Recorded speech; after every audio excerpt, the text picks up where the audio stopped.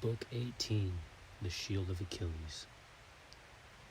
So the men fought on like a mass of whirling fire. As swift, Antilochus raced the message toward Achilles. Sheltered under his curving beaked ships, he found him, foreboding, deep down, all that had come to pass. Agonizing now, he probed his own great heart. Why our long-haired Achaeans routed again, driven in terror off the plain to crowd the ships? But why? Dear gods, don't bring to pass the grief that haunts my heart.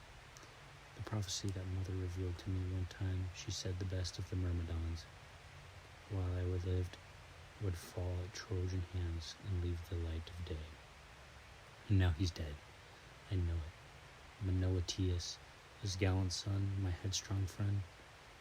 And I told Patroclus clearly, once you have beaten off the lethal fire, quick, come back to the ships. You must not battle Hector.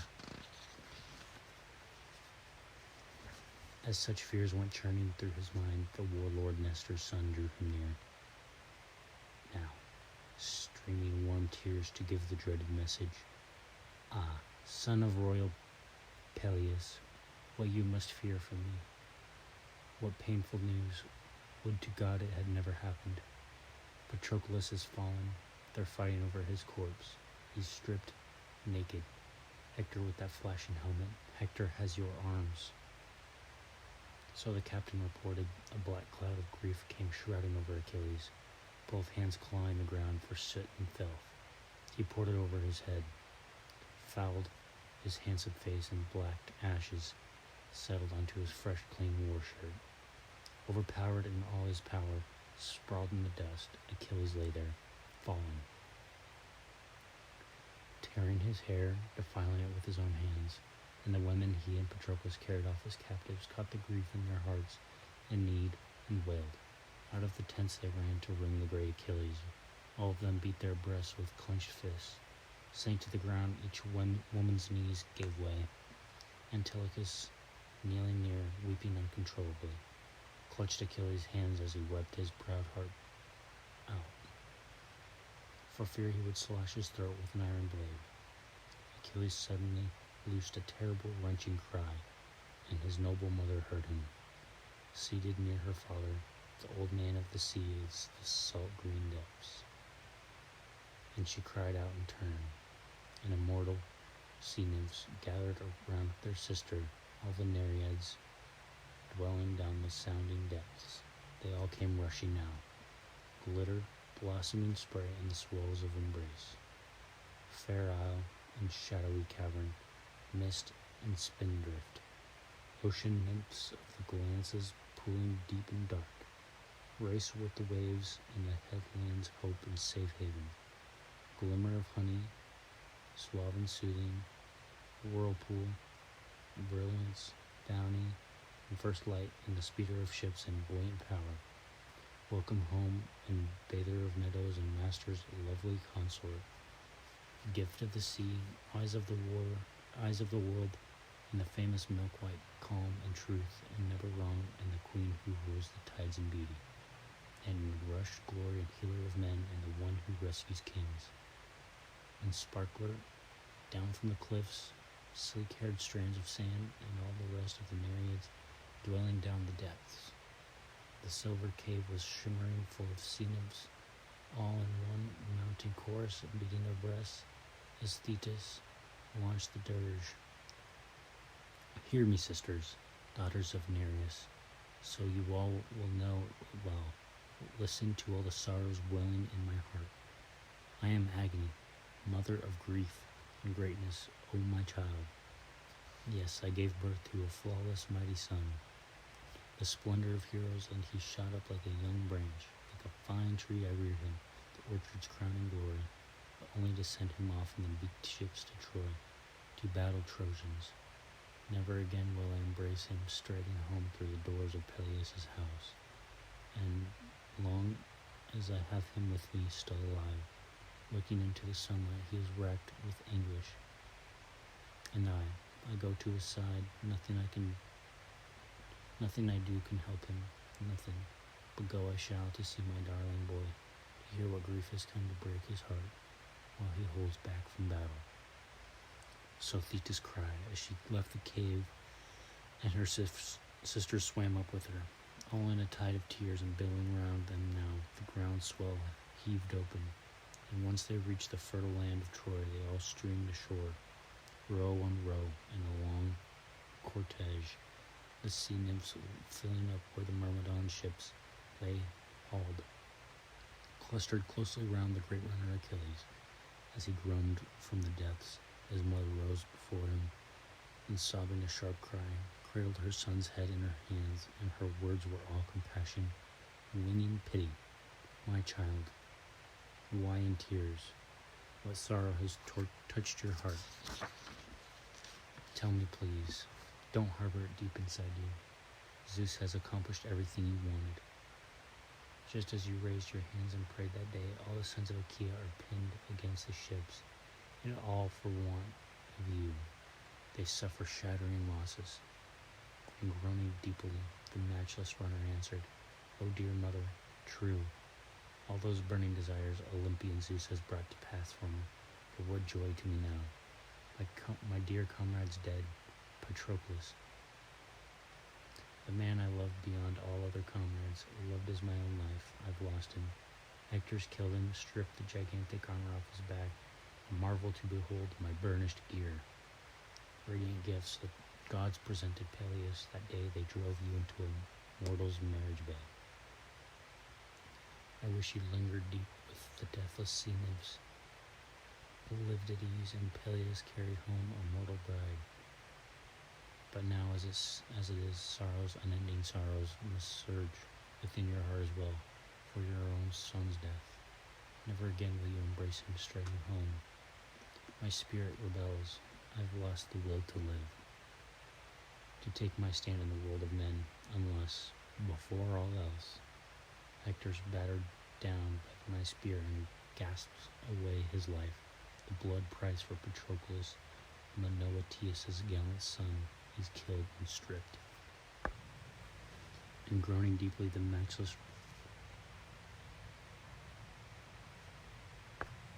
But Thetis answered, warning through her tears, you're doomed to a short life, my son, from all you say.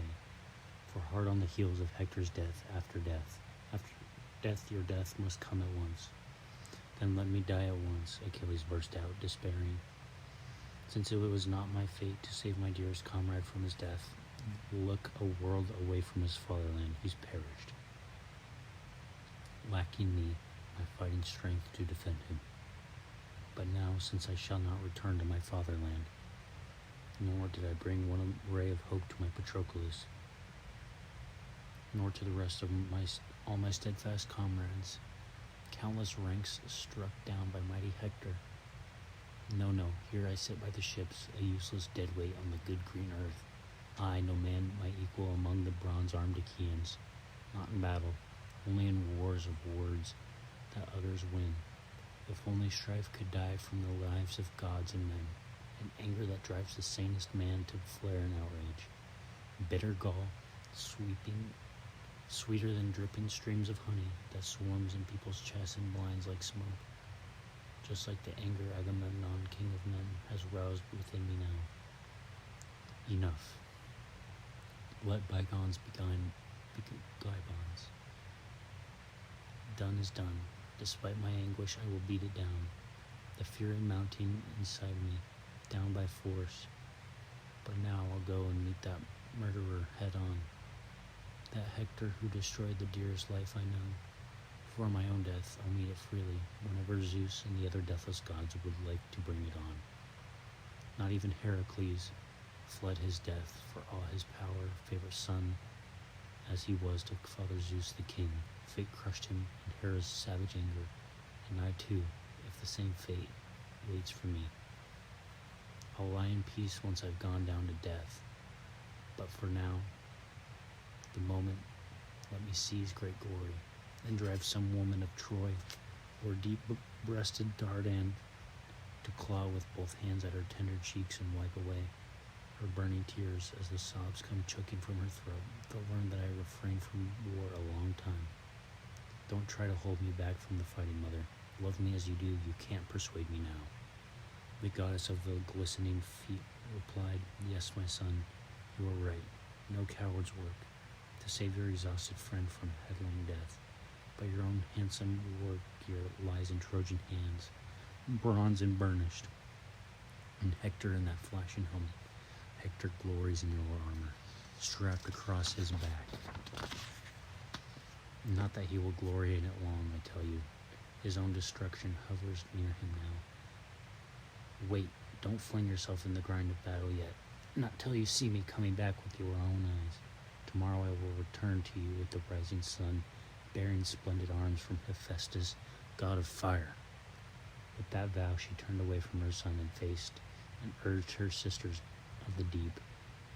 "Now down you go in the ocean's folding gulfs to visit father's halls, the old man of the sea, and tell him all.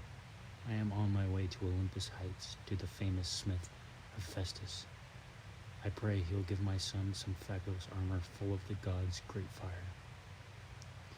And under a foaming wave her sisters dove as glistening-footed Thetis soared toward Olympus to win her dear son an immortal set of arms. And now, as her feet swept her toward Olympus, ranks of Achaeans, fleeing man-killing Hector with grim, unearthly cries, reached the ships in the Hellespont's long shore. As for Patroclus, there seemed no hope that Achaeans could drag the corpse of Achilles' comrade out of range. Again, the Trojan troops and teams overtook the body, with Hector, son of Priam, storming fiercest fire. 3 times illustrious Hector shouted for support, seized his feet from behind, wild to drag him off. 3 times the Aeantes, armored in battle fury, fought him off the corpse, but Hector held firm, staking all on his massive fighting strength. Again and again he'd hurl himself at the melee, again and again stand fast with piercing cries, but he never gave ground backward, not 1 inch. The helmed Aeantes could no more frighten Hector, the proud son of Priam, back from Patroclus' corpse, than shepherds out in the field can scare a tawny lion off his kill when the hunger drives the beast claw mad. And now Hector would have hauled the body away, and won undying glory, if wind-swift Iris had not swept from Olympus bearing her message. Peleus' son must arm, but all unknown to Zeus and the other gods, since Hera spurred her on. Halting near, she gave Achilles a flight of marching orders. "To arms, son of Peleus, most terrifying man alive. Defend Patroclus, it's all for him." This merciless battle pitched before the ships. They're mauling each other now, Achaeans struggling to save the corpse from harm. Trojans charging to haul it back to windy Troy, finishing Hector's far in the lead, wild to drag it off, furious to lop the head from its soft, tender neck and stake it high on the city's palisade. Up with you, no more lying low.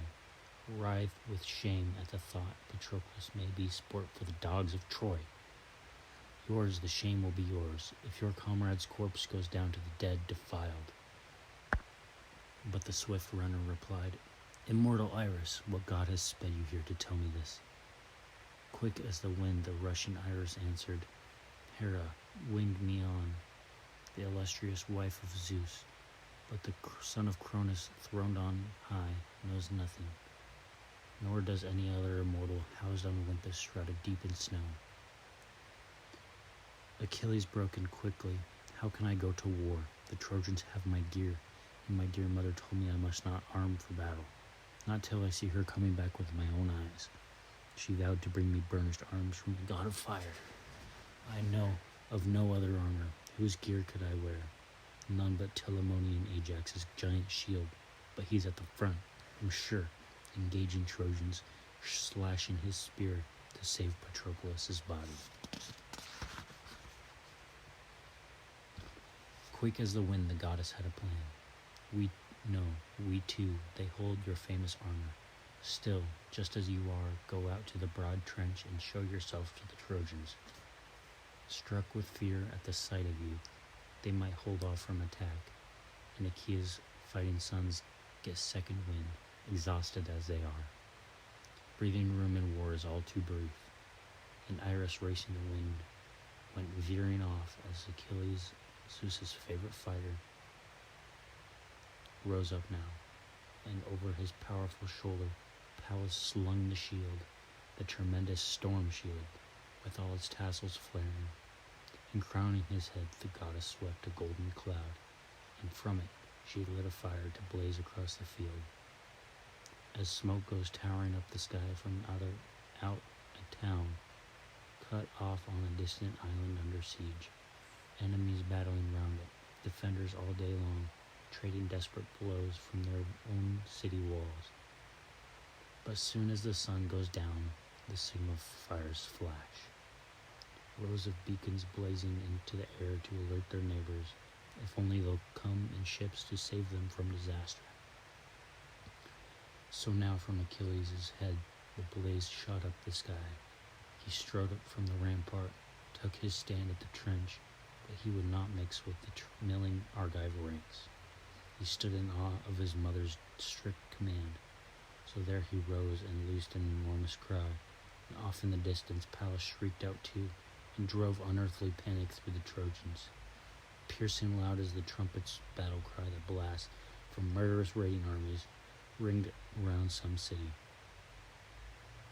So piercing now the cry that broke from Aeacides, and Trojans hearing the brazen voice of Aeacides, all their spirits quaked, even sleek-maned horses, sensing death in the wind, slewed their chariots round, and charioteers were struck dumb when they saw that fire, relentless, terrible, burst from proud-hearted Achilles' head. Blazing as fiery-eyed Athena fueled the flames. 3 times the brilliant Achilles gave his great war cry over the trench.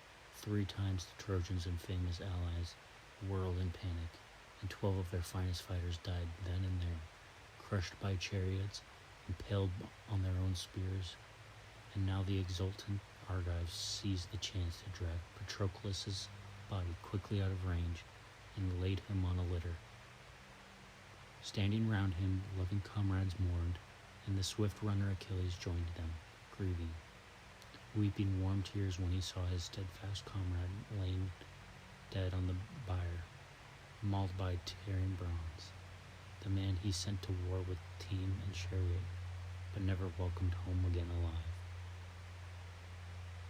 Now Hera, the ox-eyed queen of heaven, drove the sun, untired and all unwilling to sink in the ocean's depths, and the sun went down at last, and brave Achaeans ceased the grueling clash of arms, the leveling rout of war.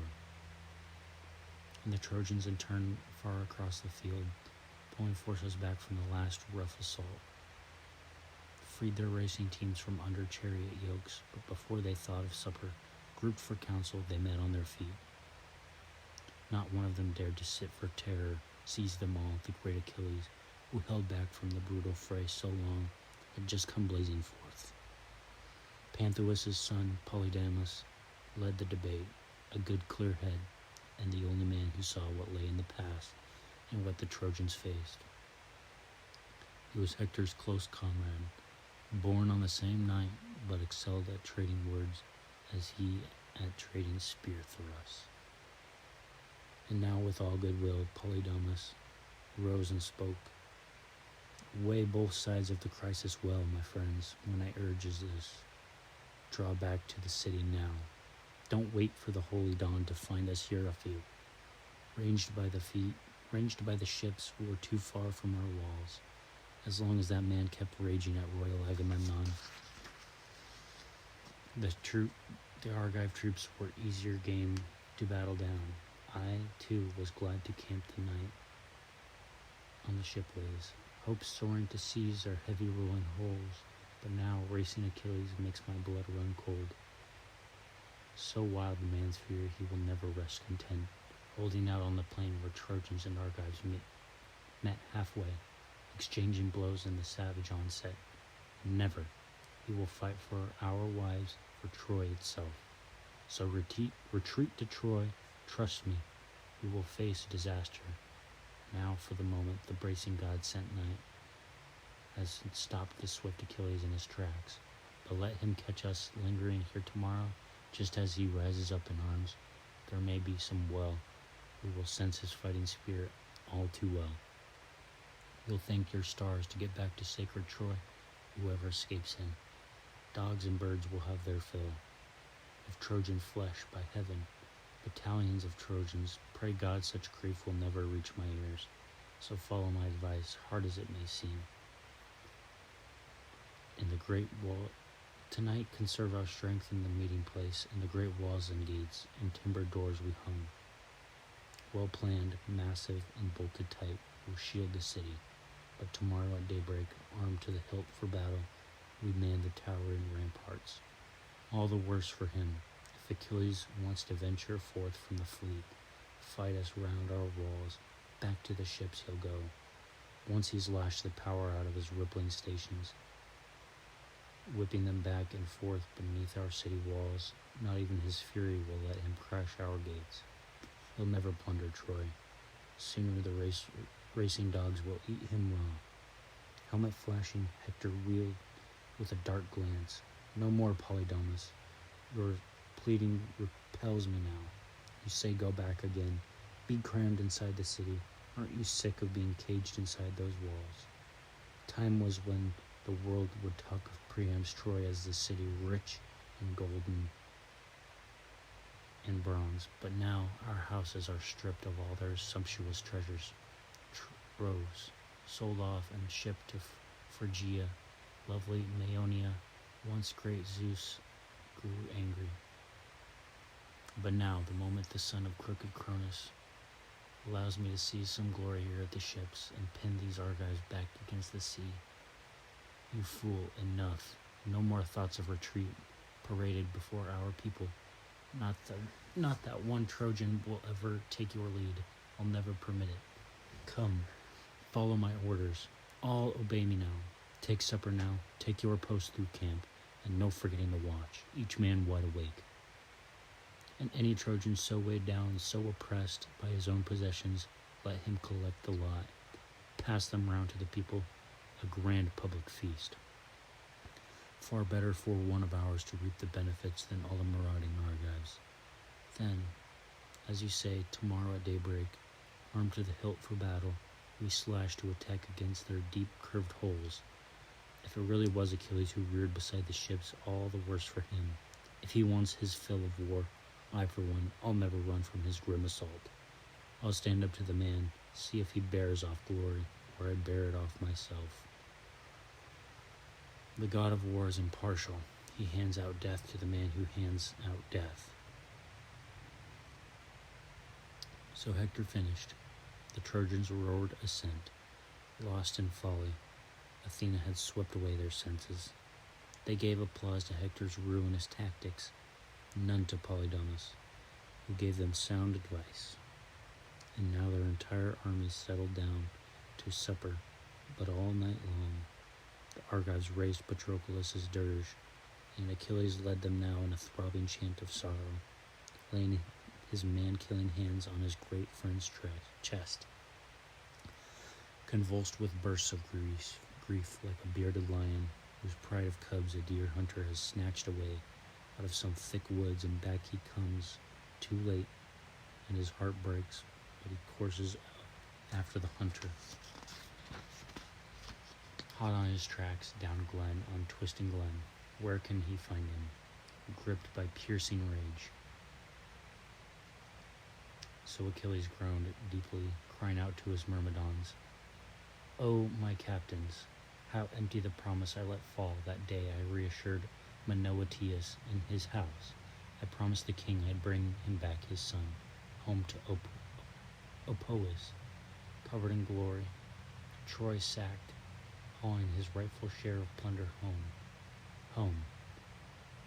But Zeus will never accomplish all our best laid plans. Look at us, both doomed to stain red with our blood, the same plot of earth, a world away in Troy. For not even I will voyage home again. Never. No embrace in his halls from the old horseman Peleus, nor from mother Thetis. This alien earth I stride will hold me down at last. But now, Patroclus, since I will follow you underneath the ground, I shall not bury you. No, not till I drag back here the gear and head of Hector, who slaughtered you, my friend, great-hearted friend. Here in front of your flaming pyre, I'll cut the throats of a dozen sons of Troy in all their shining glory, venting my rage on them for your destruction.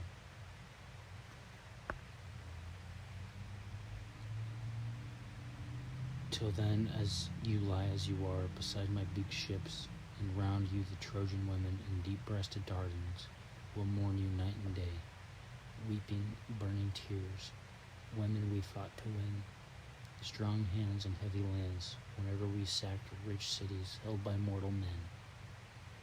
With that, the brilliant Achilles ordered friends to set a large three-legged cauldron over the fire, and wash the clotted blood from Patroclus' wounds with all good speed. Hoisting over the blaze a cauldron, filling it brimful with bathing water, they piled fresh logs beneath and lit them quickly. The fire lapped at the vessel's belly. The water warmed, and soon it reached the boil in the glowing bronze. They bathed and anointed the body sleek with olive oil, closed each wound with a soothing seasoned unguent, and then they laid Patroclus on his bier, covered him head to foot in a thin, light sheet, and over his body spread the white linen shroud. And all night long, ringing the great runner Achilles, Myrmidon fighters mourned and raised Patroclus' dirge. But Zeus turned to Hera, his wife and sister, saying, "So, my ox-eyed queen, you've had your way at last," setting the famous runner Achilles on his feet. "Mother Hera, look, these long-haired Achaeans must be sprung of your own immortal loins." But her eyes widening, noble Hera answered, "Dread Majesty, son of Cronus, what are you saying? Even a mortal man will act to help a friend, condemned as a mortal always is to death, and hardly endowed with wisdom deep as ours. So how could I, claiming to be the highest goddess, both by birth and since I am called your consort, and you in turn rule all the immortal gods, how could I hold back from these Trojans, men I loathe, and fail to weave their ruin?" Now, as the king and queen provoked each other, glistening-footed Thetis reached Hephaestus' house, indestructible, bright as stars, shining among the gods, built of bronze by the crippled smith with his own hands. There she found him, sweating, wheeling round his bellows, pressing the work on 23-legged cauldrons, an array to ring the walls inside his mansion. He bolted golden wheels to the legs of each, so all on their own speed, at a nod from him, they could roll to the halls where the gods convene, and roll right home again, a marvel to behold. But not quite finished yet. The god had still to attach the inlaid handles. These he was just fitting, beating in the rivets, as he bent to the work with all his craft and cunning. Thetis, on her glistening feet, drew near the smith, but Charis saw her first. Charis coming forward, lithe and lovely in all her glittering headdress, the grace the illustrious crippled smith had married. Approaching Thetis, she caught her hand and spoke her name. "Thetis of flowing robes, what brings you to our house? A beloved honored friend, but it's been so long. Your visit's much too rare. Follow me and please, let me offer you all a guest could want." Welcome words, and the radiant goddess Charis led the way inside. She seated her on a handsome, well-wrought chair, studded with silver. Under it slipped a stool, and called the famous smith. "Hephaestus, come look, who's here. Thetis would ask a favor of you." And the famous crippled smith exclaimed warmly, "Thetis, here. Ah, then a wondrous honored goddess comes to grace our house. Thetis saved my life when the mortal pain came on me after my great fall. Thanks to my mother's will, that brazen bitch, she wanted to hide me because I was a cripple. What shattering anguish I'd have suffered then if Thetis had not taken me to her breast. Eurynome, too, the daughter of Ocean's stream that runs around the world. 9 years I lived with both, forging bronze by the trove. Elegant brooches, whorled pins, necklaces, chokers, chains, there in the vaulted cave. And round us ocean's currents swirled in a foaming, roaring rush that never died. And no one knew, not a single god or mortal. Only Thetis and Eurynome knew. They saved me. And here is Thetis now, in our own house. So I must do all I can to pay her back, the price for the life she saved. The nymph of the sea with sleek and lustrous locks, quickly set before her strangers generous fare while I put away my bellows and all my tools. With that he heaved up from the anvil blocks, his immense hulk hobbling along, but his shrunken legs moved nimbly. He swung the bellows aside and off the fires, gathered the tools he'd used to weld the cauldrons, and packed them all in a sturdy silver strong-box. Then he sponged off his brow and both burly arms, his massive neck and shaggy chest, pulled on a shirt, and grasping a heavy staff, Hephaestus left his forge and hobbled on. Handmaids ran to attend their master, all cast in gold but a match for living, breathing girls. Intelligence fills their hearts, voice and strength their frames. From the deathless gods they've learned their works of hand. They rushed to support their lord as he went bustling on and lurching nearer to Thetis, took his polished seat, reached over to clutch her hand and spoke her name. Thetis of flowing robes, what brings you to our house? A beloved, honored friend, but it's been so long. Your visit's much too rare. Tell me what's on your mind. I am eager to do it. Whatever I can do. Whatever can be done. But Thetis burst into tears, her voice welling. O Hephaestus, who of all the gods on Olympus, who has borne such withering sorrows in her heart, such pain as Zeus has given me above all others? Me out of all the daughters of the sea he chose to yoke to a mortal man, Peleus, son of Aeacus. And I endured his bed, a mortal's bed, resisting with all my will. And now he lies in the halls, broken with grisly age. But now my griefs are worse. Remember? Zeus also gave me a son to bear and breed, the splendor of heroes. And he shot up like a young branch, like a fine tree I reared him, the orchard's crowning glory. But only to send him off in the beaked ships to Troy, to battle Trojans. Never again will I embrace him, striding home through the doors of Peleus' home. And long as I have him with me still alive, looking into the sunlight, he is racked with anguish. I go to his side, nothing I can do can help him, nothing. That girl the sons of Achaea picked out for his prize, right from his grasp, the mighty Agamemnon tore her, and grief for her has been gnawing at his heart. But then, the Trojans pinned the Achaeans tight against their sterns. It gave them no way out. And the Argive warlords begged my son to help. They named in full the troves of glittering gifts they'd send his way. But at that point he'd refused to beat disaster off. Refused himself, that is. But he buckled his own armor round Patroclus, sent him into battle with an army at his back. And all day long they fought at the Scaean gates. That very day they would have stormed the city too, if Apollo had not killed Menoetius' gallant son. As he laid the Trojans low, Apollo cut him down among the champions there and handed Hector glory.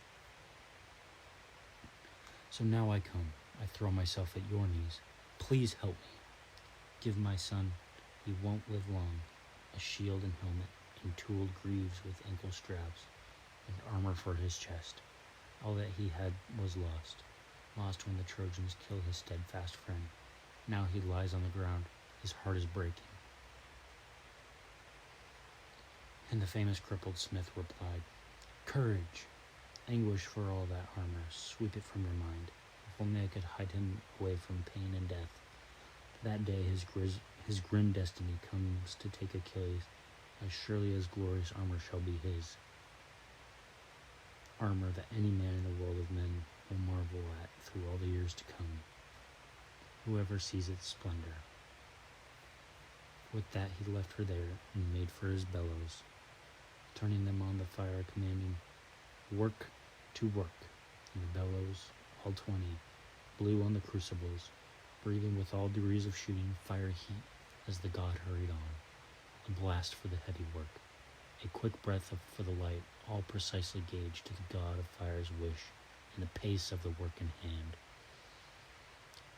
Bronze he flung in the blaze, tough, durable bronze, and tin, and priceless gold and silver, and then, planting the huge anvil upon its block, he gripped his mighty hammer in one hand, the other gripped his tongs, and first Hephaestus makes a great and massive shield, blazoning well-wrought emblems all across its surface, raising a rim around it, glittering, triple ply with a silver shield strap, run from edge to edge in 5 layers of metal to build the shield itself.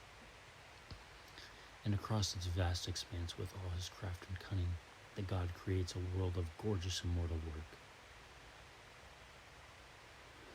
There he made the earth, and there the sky, and the sea, and the inexhaustible blazing sun, and the moon rounding full, and there the constellations, all that crown the heavens, the Pleiades and the Hyades, Orion in all his power too, and the great bear that mankind also calls the wagon. She wheels on her axis, always fixed, watching the hunter, and she alone is denied a plunge in the ocean's baths. And he forged on the shield 2 noble cities filled with mortal men. With weddings and wedding feasts in one, and under glowing torches they brought forth the brides from the women's chambers, marching through the streets, while choir on choir the wedding song rose high, and the young men came dancing, whirling round in rings, and among them flutes and harps kept up their stirring call. Women rushed to the doors, and each stood moved with wonder, and the people massed, streaming into the marketplace, where a quarrel had broken out, and 2 men struggled over the blood price for a kinsman just murdered. One declaimed in public, vowing payment in full. The other spurred him he would not take a thing, so both men pressed for a judge to cut the knot. The crowd cheered on both. They took both sides, but heralds held them back as the city elders sat on polished stone benches.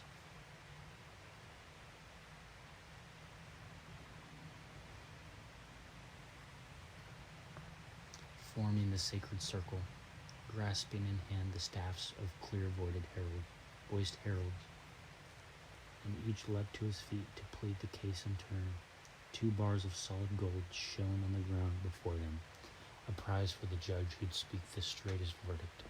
But circling the other city camped a divided army, gleaming in battle gear, and 2 plans split their ranks, to plunder the city or share the riches with its people.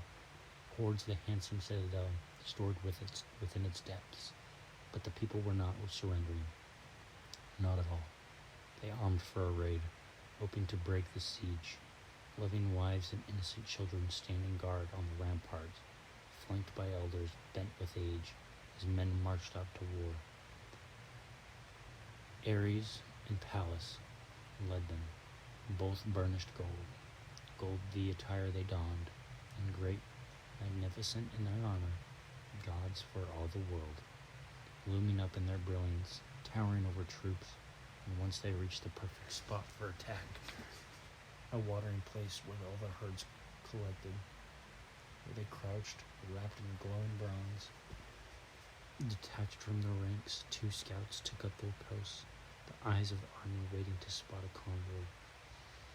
The enemy's flocks and crook-horned cattle coming. Come they did, quickly, 2 shepherds behind them, playing their hearts out on their pipes. Treachery never crossed their minds. But the soldiers saw them, rushed them, cut off at a stroke the herds of oxen and sleek sheep flocks glistening silver gray, and killed the herdsmen too. Now the besiegers, soon as they heard the uproar, burst from the cattle. As they debated, huddled in council, mounted at once behind their racing teams, rode hard to the rescue. Arrived at once, the lining up for assault. Both armies battled it out along the riverbanks. They raked each other with hurtling bronze-tipped spears. And strife and havoc plunged in the fight, in violent death. Now seizing a man alive with fresh wounds, now one unhurt, now hauling a dead man through the slaughter by the heels, the cloak on her back stained red with human blood. So they clashed and fought like living, breathing men, grappling each other's corpses, dragging off the dead. And he forged a fallow field, broad, rich plowland, tilled for the third time, and across it, crews of plowmen wheeled their teams, driving them up and back, and soon as they reached the end strip, moving into the turn, the man would run up quickly and hand them a cup of honeyed mellow wine. As the crews would turn back down along the furrows, pressing again to reach the end of the deep fallow field, and the earth turned back black behind them, like earth churning, solid gold as it was. That was the wonder of Hephaestus' work. And he forged a king's estate where harvesters labored, reaping the ripe again, swinging their whetted scythes. Some stalks fell in line with the reapers, row on row, and others the sheaf binders girded round with ropes, 3 binders standing over the sheaves. Behind them, boys gathering up the cut swaths, filling their arms, supplying grain to the binders, endless bundles. And there in the midst the king, scepter in hand at the head of the reaping rows, stood tall in silence, rejoicing in his heart. And off to the side, beneath a spreading oak, the heralds were setting out the harvest feast. They were dressing a great ox they had slaughtered, while attendant women poured out barley, generous, glistening handfuls strewn for the reaper's midday meal. And he forged a thriving vineyard loaded with clusters, bunches of lustrous grapes and gold, ripening deep purple, and climbing vines shot up on silver line poles. And around it he cut a ditch in dark blue enamel. And around the ditch he staked a fence in tin, and one lone footpath led toward the vineyard, and down it the pickers ran. Whenever they went to strip the grapes of vintage, girls and boys, their hearts leaping in innocence, bearing away the sweet, ripe fruit in wicker baskets. And there among them a young boy plucked his lyre, so clear it could break the heart with longing, and what he sang was a dirge for the dying year. Lovely, his fine voice rising and falling low, as the rest followed, all together, frisking, singing, shouting, their dancing footsteps beating at the time. And he forged on the shield a herd of longhorn cattle, working the bulls in beaten gold and tin, lowing loud, and rumbling out the farmyard dung to pasture, along a rippling stream along the swaying reeds. And the golden drovers kept the herd in line, 4 in all, with 9 dogs at their heels, their paws flickering quickly, a savage roar. Crashing attack, and a pair of ramping lions had seized a bull from the cattle's front ranks. He bellowed out as they dragged him off in agony. Packs of dogs and the young herdsmen rushed to help, but the lions ripped open the hide of the huge bull, were gulping down the guts and the black pooling blood, while the herdsmen yelled, "Fast pack on." No use. The hounds shrank from sinking teeth in the lions. They balked, hunching close, barking, cringing away. And the famous crippled smith forged a meadow deep in a shaded glen for shimmering flocks to graze, with shepherds' steedings, well-roofed huts, and sheepfolds. And the crippled smith brought all his art to bear on a dancing circle, broad as the circle Daedalus once laid out on Knossos, spacious fields for Ariadne, the girl with lustrous hair. Here, young boys and girls, the beauties courted with costly gifts of oxen, danced and danced, linking their arms, gripping each other's waists, wrists. All the girls wore robes of linen, light and flowing. The boys wore fine-spun tunics rubbed with the gloss of oil. The girls were crowned with a bloom of fresh garlands. The boys swung golden daggers hung on silver belts. And now they would run in rings on their skilled feet, nimbly, quick as a crouching potter spins his wheel, palming it smoothly, giving it practiced twirls to see it run. And now they would run in rows, crisscrossing rows, rapturous dancing. A breathless crowd stood round them, struck with joy, and through them a pair of tumblers dashed and sprang, whirling and leaping in handsprings, leading on the dance. And he forged the ocean river's mighty power, girdling round the outmost rim of the welded indestructible shield. And once the god had made that great and massive shield, he made Achilles a breastplate brighter than gleaming fire. He made him a sturdy helmet to fit the fighter's temples, beautiful, burnished work, and raised its golden crest, and made him greaves of flexing pliant tin. And now, when the famous crippled smith had finished off that grand array of armor, lifting it in his arms, he laid it all at the feet of Achilles' mother, Thetis. And down she flashed like a hawk from snowy Mount Olympus, bearing the brilliant gear, the god of fire's gift.